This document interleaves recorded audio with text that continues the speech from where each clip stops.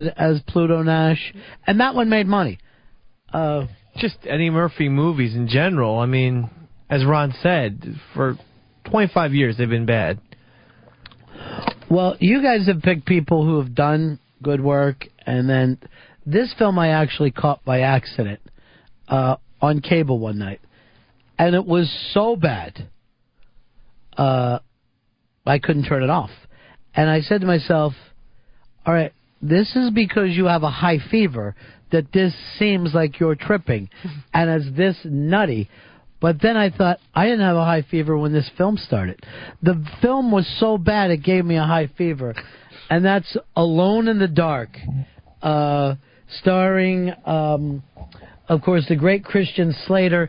And this is the guy that most people would probably give the worst director award for the Yuli Bowl. Is considered right now the worst director.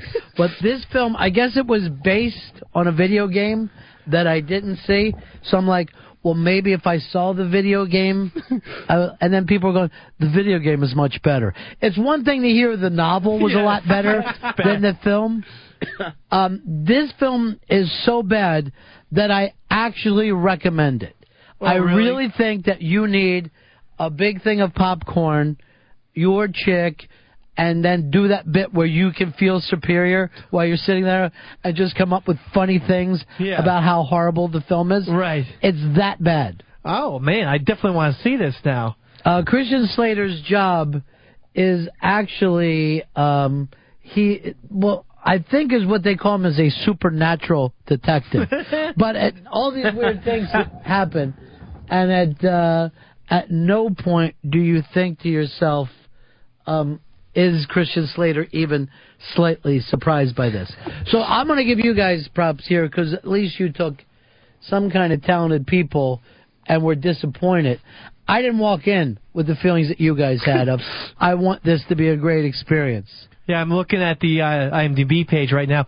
Tara Reid is the second person in the credits. And Tara Reid... This is like good 8 years after Lebowski. Can I tell you something? Tara Reid is better than she is in this film.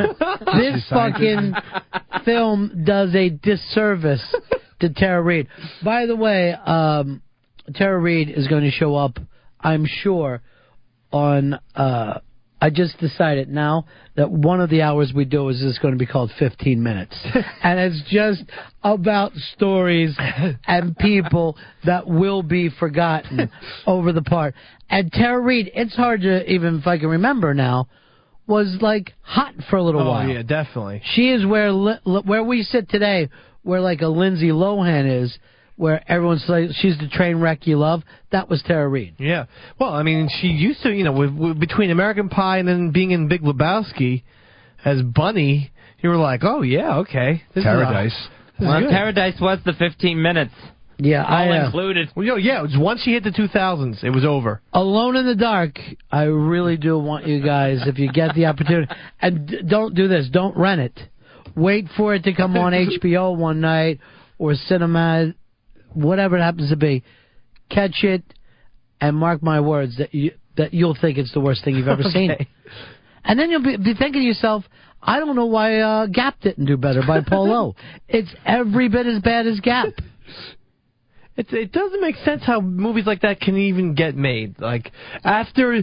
wasn't Coke. It's got to be a Coke deal, and we got to flush the Coke money out. I mean, after the first 2 days of shooting, wasn't someone watching the dailies and being like, this has no shot? I was even thinking, like, does Christian Slater ever think to himself, I was in True Romance. Right? I need to kill myself before I walk out there again today. I can't be a part of this. Yeah. It does seem like we're a little more wrapped up into our bad movies than we were our good movies. That's a shame. But let's go over this now, though. We'll take who was the performance or even performer of this decade. If we're going to look back on the years 2000s and over the film business, what is your idea of the performance? Davey Mack. Okay, Daniel Day-Lewis. Now, I am a Gangs of New York person, okay? Mm-hmm. Love the Gangs of New York, and I think Bill the Butcher is an iconic villain. He is my Joker. Like the same thing that I say. Yes, that I agree with you. I don't think I'm looking at a great movie there, but the same thing that Heath Ledger did for Batman. I agree with you. And he was nominated, but, whether you like that kind of stuff or not. He should have won. But he should have won. But that's fine because he doesn't need to win because he will get his Oscar with There Will Be Blood, which, upon further review, I think I like now more than No Country for Old Men. That movie and No Country for Old Men are always on at the same time. Very funny. It's true. Have you noticed this? That's very funny. On Stars, they're always battling. So they're the Beatles and Stones. Right. They have an epic battle, and I noticed it in the last couple weeks. Because I love both movies, I love the Coen Brothers, and I love P.T. Anderson. I put my money with There Will Be Blood, and just those two performances to me give Daniel Day-Lewis. I know he has a movie coming out in a couple of weeks. 9. Yeah, so we'll see if that's any good. But those two performances alone, boom. They're legendary, masterpiece, masterful performances, all-time great performances. How many people can say I've given 2 all-time performances in the same decade? Let's go over right now to Hicks. Hicks, who's the performer? What's that performance of the decade? Philip Seymour Hoffman, Capote, what he won the Oscar for. Phenomenal role. It was amazing, and he nailed this character that I didn't know much about Capote before seeing this film, and by the end of it, you could just see how going through that experience in his life totally ruined him and killed him inside. Led him to become like an even worse of an alcoholic, and you knew that he wasn't going to be able to do anything else after that. It's such a really good little movie, and you can't imagine it without him. I mean, he was so strong in that movie. I love that film. And, here's the great thing about Philip Seymour Hoffman. To me, I remember the first time I saw him was in the Twister movie, Yelling in a Stream. At no point did I ever think that this guy was going to become maybe the actor of his generation. Right. He is so damn strong. 2 good giant performances that actually, the 2 things that you guys would put up could easily replace your best movies. I move back into that. I mean, it's close. It's close. Fezzi. Performance of the decade, Sean Penn as Harvey Milk. That was the performance of the decade. To bring that guy to life when a lot of people didn't know anything about him, and there was no Sean Penn there at all. And I'm someone who tends to see the actors up on the screen rather than the character. Mm-hmm. And I thought Sean Penn, I think it was his decade, especially with this Mystic River thing that I'm hearing about today. Now suddenly that's got him going. Milk is the one that he won the Oscar for, but there was a lot of people who... And he won for Mystic River, Fez, right? Yeah. Between that 2, you said 2 performances like that in the same year. That's pretty impressive. And those 2 guys go head-to-head for me. As far as... I think they're just about the same exact age. Right. They're both about 50. And both of them together are that actor of their generation. They're incredible. And Johnny Depp is close, but he's got to get off the pirate movies.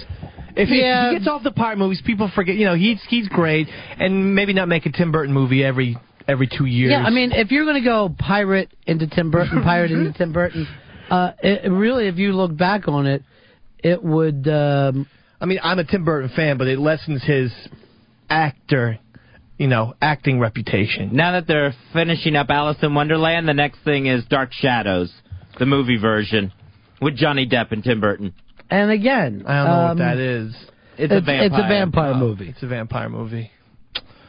Well, we'll see. I mean, I'm actually a Tim Burton fan. I'm just saying that Johnny Depp, he has the talent to play some of these great, great roles. I mean, he was amazing in Donnie Brasco, but that's the 90s, so... All right.